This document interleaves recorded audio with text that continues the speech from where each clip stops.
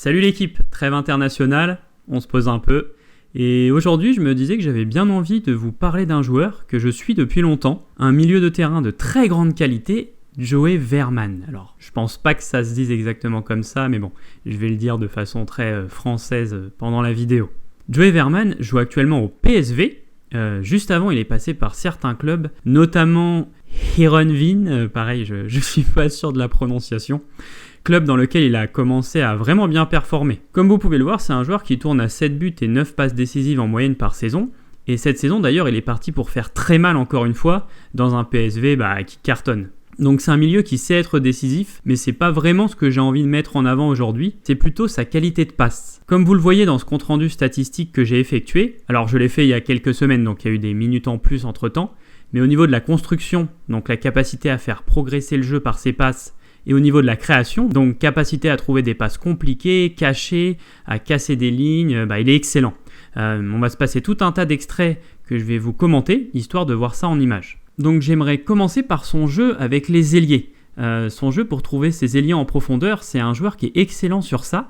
Là on le voit, il reçoit une passe de Noah Lang de mémoire, et Noah Lang le sait. Il prend tout de suite la profondeur, hop, Veerman regarde, il voit qu'il peut lui adresser le ballon, il lui lance dans l'espace, et puis après, Lang se retrouve dans une situation plutôt favorable où il a de l'espace pour avancer, pour progresser. Là, pareil, on est un petit peu plus proche de la surface, il y a plus de densité, plus d'adversaires, mais c'est pareil, il jette un coup d'œil, il voit l'appel de son coéquipier, il se dit allez, j'envoie ma passe entre tous les défenseurs, et puis tu as le coéquipier qui va se retrouver dans la surface, dans une situation quand même assez avantageuse. Voilà, le gardien va être forcé de sortir, il a un coéquipier qui est plutôt le numéro 9, là, qui est plutôt bien placé aussi, s'il arrive à récupérer le ballon à temps, donc non, très intéressant. Ici, contre la même équipe, quelques minutes plus tard, petit crochet, et c'est le même joueur à qui il va adresser la passe, qui part en profondeur, même chose, il lui lance entre les deux adversaires, et puis il va encore une fois se retrouver dans la surface,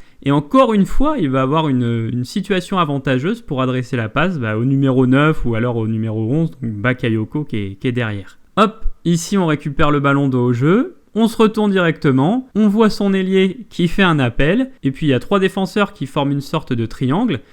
Faut pas laisser d'espace, ça passe entre les 3, il y en a un qui fait à moitié le grand écart, là, qui se retrouve par terre, et le coéquipier, dans la surface, qui est encore une fois en position favorable de centrer.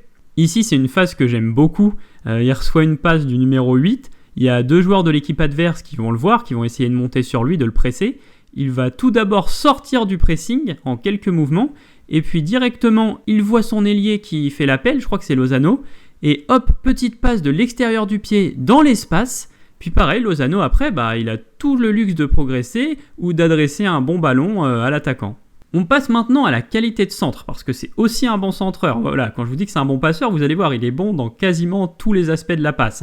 Donc là, c'est pareil, petit coup d'œil au second poteau. Hop, je lève le bras, est-ce que c'est peut-être Johan Bakayoko, j'ai l'impression. Je lui adresse le centre, il le dépose sur la tête, je crois que ça n'a pas fait but, mais il était vraiment bien déposé le ballon pour le coup. Là, tu as Bakayoko encore une fois qui lui adresse une passe, il jette un premier coup d'œil, il voit qu'il y a ses coéquipiers dans la surface. Hop, on pose un pied sur le ballon, on le fait un petit peu avancer, on prend de l'élan et on centre. Alors, les coéquipiers se sont un petit peu emmêlés les pinceaux sur le coup, mais sur la vidéo, c'était assez clair, le centre était bien adressé au bon endroit. Ici, autre centre qu'il va adresser au second poteau. Et encore une fois, il va arriver à trouver le bon espace. Alors le gardien va sortir et je crois toucher le ballon, le boxer un peu, mais très précis sur l'exercice. Autre registre, la qualité de gelon dans les airs. Vous allez voir, mais plus globalement, c'est un coéquipier excellent quand tu as des joueurs qui attaquent la profondeur. C'est excellent parce qu'à chaque fois, il va trouver le moyen de vous servir dans l'espace. Là, vous voyez, il y a un joueur, il est au milieu de terrain, il commence un petit peu à attaquer la profondeur, à prendre de l'élan. Veerman qui jette un œil sur lui, hop,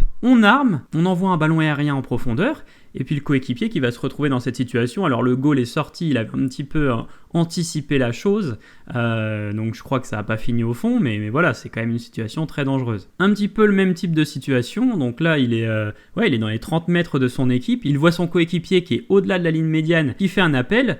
Il n'a pas besoin de plus, il va directement lui adresser une passe longue qui va permettre au coéquipier de se retrouver dans une situation où il est en avance par rapport à la défense. Voilà, tu as la défense qui est derrière lui. Et voilà, une situation, encore une fois, très avantageuse, très favorable. Ici, c'est intéressant parce qu'il n'y a pas trop d'élan, donc pareil, il a le coup d'œil à chaque fois, hein, tu fais ton appel, c'est bon, tu vas être servi. Donc là, pareil, hop, par-dessus la défense, il va aller trouver son coéquipier qui va terminer cette situation dans la surface adverse. Faut pas laisser de l'espace comme ça, hein. On voit que là, les défenseurs sont un petit peu désorganisés, il y a un gros trou. Et Monsieur Verman va s'en occuper, tu fais un appel, t'es servi, et encore une fois, tu te retrouves dans la surface adverse. Franchement, c'est une situation qu'on voit presque à tous les matchs, hein. C'est impressionnant. Là, on va se retrouver dans une situation qui combine un petit peu les choses dont je vous ai parlé avant, c'est-à-dire faculté à combiner avec son ailier et faculté à adresser des passes longues en l'air. Là, il y a le numéro 8, je crois, qui prend l'espace. Hop, passe lobé. Et puis voilà, action terminée dans la surface. On commence à avoir l'habitude. Cette fois-ci, on va passer au jeu long, mais à ras de terre, puisqu'il est très bon dans l'exercice également.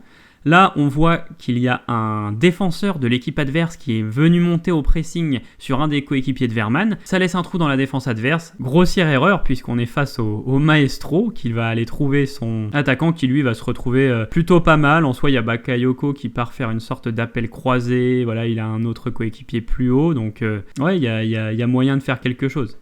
Face aux vitesses, même schéma, appel, petit coup d'œil, on serre. Et puis, on a cassé la ligne défensive.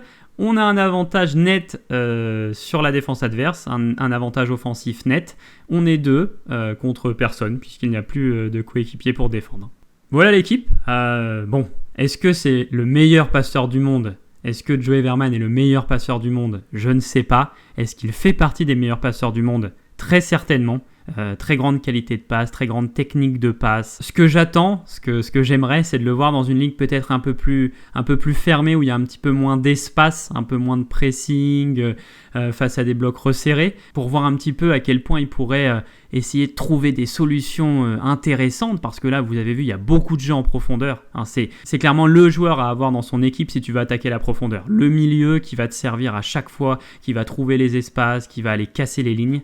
Ça fait un certain nombre de saisons qu'il enchaîne, qu'il est très performant dans plusieurs registres, pas seulement les passes. Donc je pense qu'à force, il y a vraiment de grandes chances qu'un club de haute stature s'intéresse vraiment à lui. Et à ce moment-là, je le suivrai évidemment de près, je suivrai évidemment ses performances, parce que c'est un joueur spécial qui a clairement quelque chose en plus. Voilà l'équipe, j'espère que la vidéo vous a plu. Ce genre de petit focus sur les joueurs, c'est presque les vidéos que je préfère faire finalement, puisque au-delà de la data, on essaye d'ajouter une touche visuelle qui parle forcément plus. N'hésitez pas à donner de la force si vous avez aimé ce contenu et si vous voulez en voir d'autres. Et puis voilà, je vous dis à bientôt et bonne journée l'équipe.